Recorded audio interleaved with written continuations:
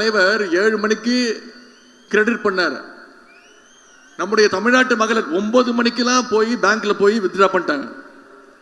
அந்த அளவுக்கு ஒன்றிய அரசு மீது தமிழ்நாட்டு மக்களுக்கு, மகளிருக்கு அந்த அளவுக்கு பயம்.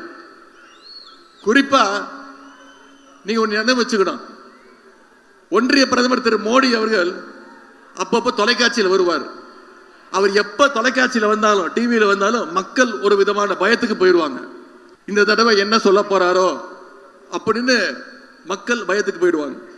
ஏன்னா 2020 உங்களுக்கு ஞாபகம் இருக்கு, ஒரு நாள் திடீர்னு தொலைக்காட்சியில் தோன்றி கொரோனா வரப்போகுது, அதை சமாளிக்கிறதுக்கு ஒரே வழிதான், எல்லாரும் வீட்டுக்குள்ள போய் 1 மாசம் ஒளிஞ்சுக்கோங்க அப்படின்னு சொல்லிட்டு போயிட்டார்.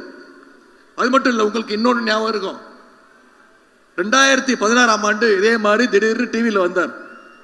டிமானிட்டைசேஷன், பண மதிப்பிழப்புன்னு சொல்லி எல்லார்கிட்ட இருக்கிற 500 ரூபா 1000 ரூபா செல்லாதுன்னு சொல்லிட்டு போயிட்டார். அன்னைக்கு எவ்வளவு மக்கள், நூற்றுக்கணக்கான மக்கள் வெயில்ல நின்று செத்தாங்க. இதுதான் நம்முடைய தலைவர் தொலைக்காட்சியில் வந்தா மக்கள் மகிழ்ச்சியோட பார்க்கறாங்க.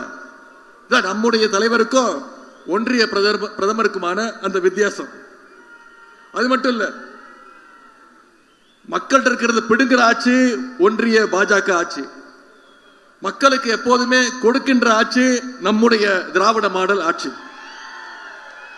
இப்படி பல்வேறு திட்டங்களை செயல்படுத்துறதுனாலதான் இன்னைக்கு நம்முடைய முதலமைச்சர், நம்முடைய தமிழகம் 11.19% வளர்ச்சியோடு இன்னைக்கு இந்தியாவிலேயே தலை சிறந்த மாநிலமாக பெற்றிருக்கு.